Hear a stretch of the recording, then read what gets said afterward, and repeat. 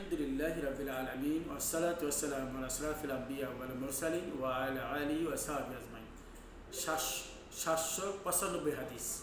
আবু হুরায়রা রাদিয়াল্লাহু তাআলা আনহু থেকে বর্ণিত, রাসূল করিম সাল্লাল্লাহু আলাইহি সাল্লাম বলেছেন যে ইমামের সচেতন এবং সংক্ষেপে নামাজ প্রসঙ্গে আল্লাহ রাসূল সাল্লাল্লাহু আলাইহি সাল্লাম বলছেন যে ইমামতি করবেন তিনি চিন্তা ভাবনা করবেন, তার পিছনে দুর্বল রুগ্ন এখন হচ্ছে কি কর্মব্যস্ততা।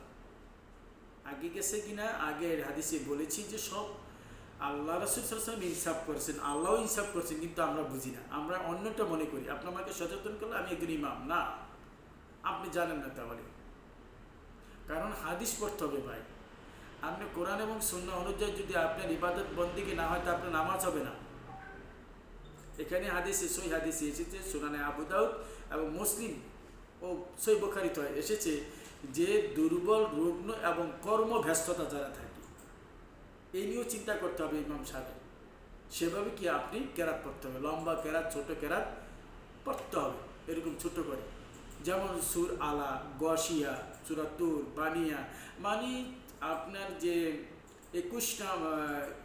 30 পারার পর থেকে, যে 30 পারার যে পর থেকে যে সূরাগুলো ছোট ছোট সূরা, এই সূরাগুলো কথা বলা হয়েছে।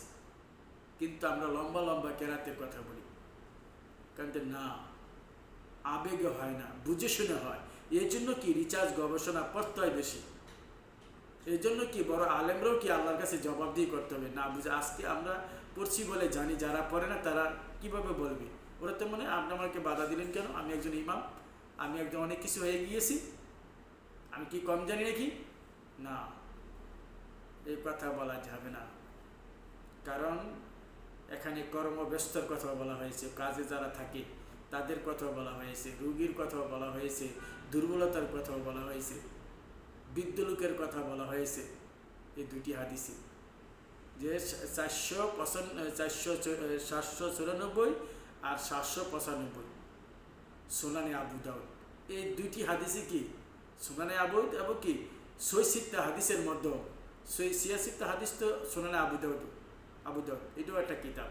86টার মধ্যে 6টির মধ্যেই একটি কিতাব, এবং মুসলিম এবং সহিহ বুখারী, যেটা আমরা বুখারীর নাম বলে সবাই আমরা ভালো করে চিনি।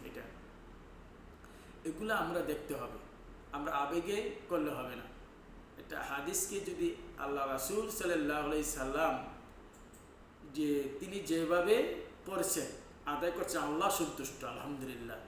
আল্লাহ বলছেন যে ইয়া আইয়ুহাল্লাযীনা আমানু আতিউল্লাহ ওয়া আতিউর রাসূল, হে বিশ্বাসী মুমিনরা তোমাকে কি আমাকে আমার আনুগত্য করো, আমার রাসূলের আনুগত্য করো।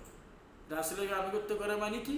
আল্লাহ রাসূল সাল্লাল্লাহু আলাইহি সাল্লাম কীভাবে চলাফেরা করছেন, কীভাবে ইবাদত বন্দেগী করছেন, কীভাবে তিনি মানুষের সাথে কথাবার্তা বলছেন, সমাজ সেবক করছেন, মানুষের বিপদ আপদের সময় তিনি ছিলেন, বেকারত্ব মানুষের দিকে থেকে তাকাচ্ছেন, এইগুলা দেখার জন্য।